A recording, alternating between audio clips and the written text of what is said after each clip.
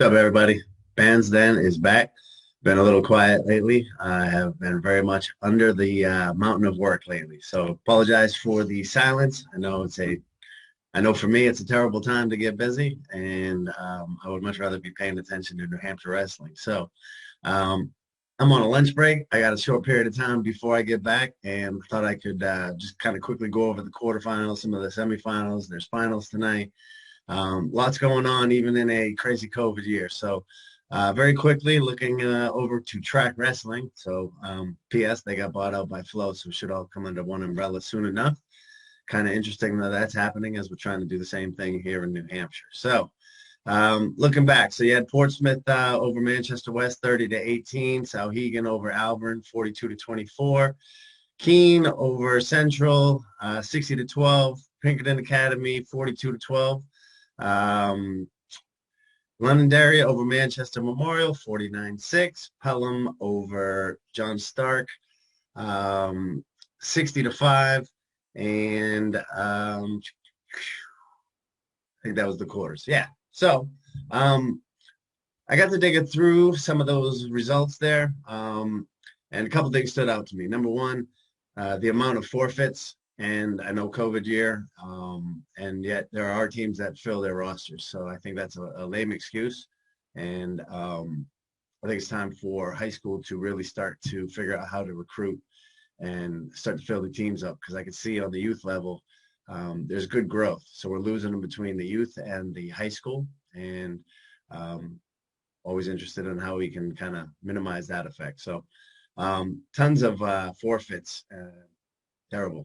Also, what I also noticed was if it wasn't a forfeit, it was a pin. I think there were two decisions in the quarterfinals total. Two decisions. That means two matches went the entire length. That's not good parity. That means one person's pretty much overpowering the other almost every match, or somebody just walking out and getting their hand raised. It's not entertaining. It doesn't have spectators get in. It doesn't generate interest for other kids to participate. And I think it's really time we start to look at how we're doing things and what we can do different. And I say that including myself.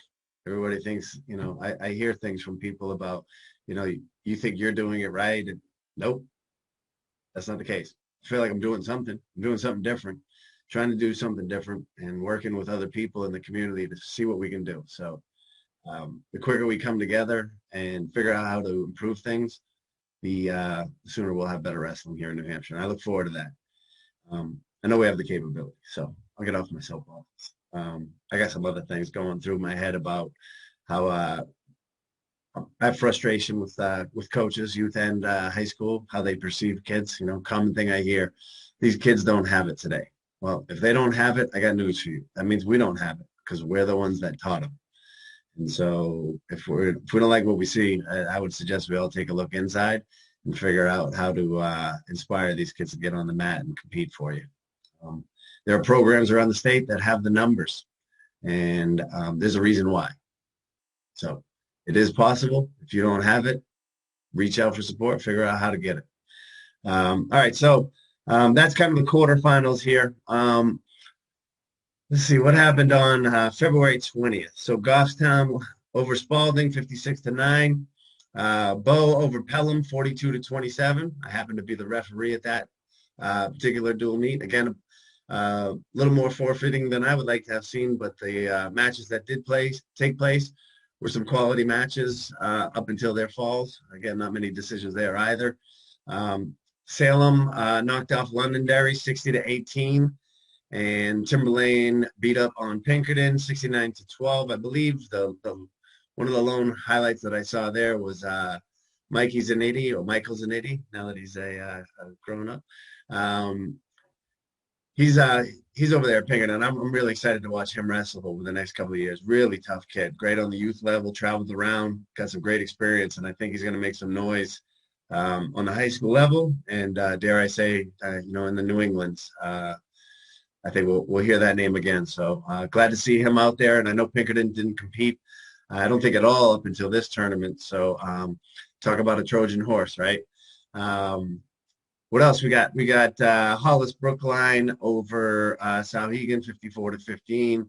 And Sauhegan had some pretty decent numbers. I refed them one time earlier this year, and they had some kids around. I'm loving what they're doing out there, and youth program feeds it. I like that. Um, and then we got Plymouth over Muskoma, 45-15. And the one I think that was probably the most surprising to me was Nashua North over Wyndham, 42-30. That's a big win for Nashua North. And, you know, what's going on over there is progress. And so I know, Wyndham has lost the Sills brothers. They were a big part of that. And Riley Millette was there, and now Zoe Millette's there, and I think that they're kind of going through some rebuilding. So they will always be a force to be reckoned with, I think. And so kudos to Nashua North, and off to tonight where we go. And I wanted to give a quick shout out to one Kyle Lombard. He is the father of Evan Lombard, Kearsarge wrestler, and he emails me and he gives me some good facts and some opinions about where things are at. And he's, obviously his son's in D3, so he gives me some D3 love, and it's much appreciated. And he has some really good points, and I look forward to him coming maybe out a little bit more and contributing to the community and seeing what we can do with his vision as well. So I think if it's to be said, and Kyle said it, it's probably the best night of wrestling in New Hampshire this year. So a couple of things on tap. We got Concord versus Salem, Hollis Brookline versus Goffstown, a familiar matchup in Bow versus Plymouth. It was a interesting note I had heard was, so Plymouth wrestles D3 but plays football D2. I really wish I understood how these things were set up and that kind of thing. So, and side note, I think you should do away with D3 altogether. I don't think we have the numbers to support it. I think we should go back to a D1, D2. And I know the philosophy was that if we, give other schools the chance to, win, put some, banners up in their school and the like, that would hopefully drive numbers up. It ain't working, and the competition looks terrible. And, much like Timberlane in D1, Plymouth has been a powerhouse in D3 with a full roster. Tonight when they welcome in Bow, they'll, I believe, be starting out with a 24-0 lead. Due to forfeits, with Bow not being able to fill a weight class. And yeah, it's just again, not finger pointing at anybody. I just think that the structure that we have does not lend itself to this being a very enjoyable sport for those that are not hardcore. And I'd like to see that change. All right, so one I'm kind of looking forward to on the side is Concord and Salem. Salem beat Concord earlier this year, and it'd be interesting to see if they can repeat that performance. Concord, they had some challenges with the COVID and getting set up and quarantine and starting and stopping, and so I make up conditioning and some of that comes into effect, just time on the mat. And I know Salem's been a school district that's been in school, I think, through the entire COVID-19, which lends itself to, getting on the mats and getting in the practice rooms. And so looking forward to seeing how that'll go this evening. I know both coaches, Coach Eddie and Coach Manel, will have everybody set up and ready to go. So I'm looking forward to see how that one turns out. Hollis and Goffstown, I believe they both got some pretty full rosters, so hopefully there'll be some good wrestling over there. PG and Timberlane will do what they do, and they're the tops in their division until proven otherwise, I think. And again, I'm on a weird spot where it's like I'm really grateful that there's wrestling, and the kids got a chance to compete, and my heart breaks for those that were unable to. Yoshi sticks out to me, and I know there's a lot of other seniors out there. I did want to give a shout out to Pelham. They gave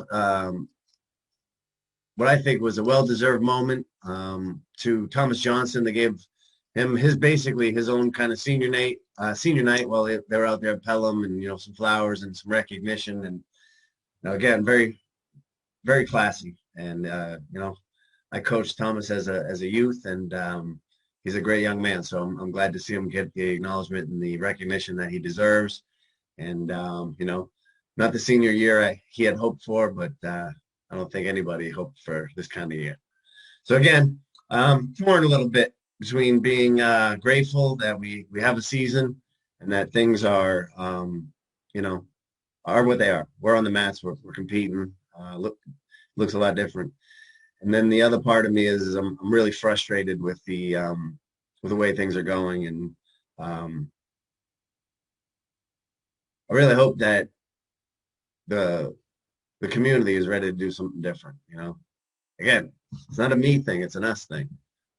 I talked to many people behind the scenes that feel the very same way. So I guess my question to everybody out there, specifically with the coaches, is so what do we do? Because you all tell me what we cannot do. What do we do to make New Hampshire wrestling on the high school level better? I would love to hear from any of you. If any of you love to be on camera, come on in the den. We'll talk about it. I'm sick and tired of hearing how these kids are inadequate, that they're not this, they're not that. Like, we're raising a generation of kids that we're telling is not enough. What do you think that's going to create for adults? I don't think it's going to be anything pretty. So, again, the question to all high school coaches, what do we do to make New Hampshire wrestling better? And by better, I mean quality wrestling, full rosters, happy competitive kids. See you on the mats.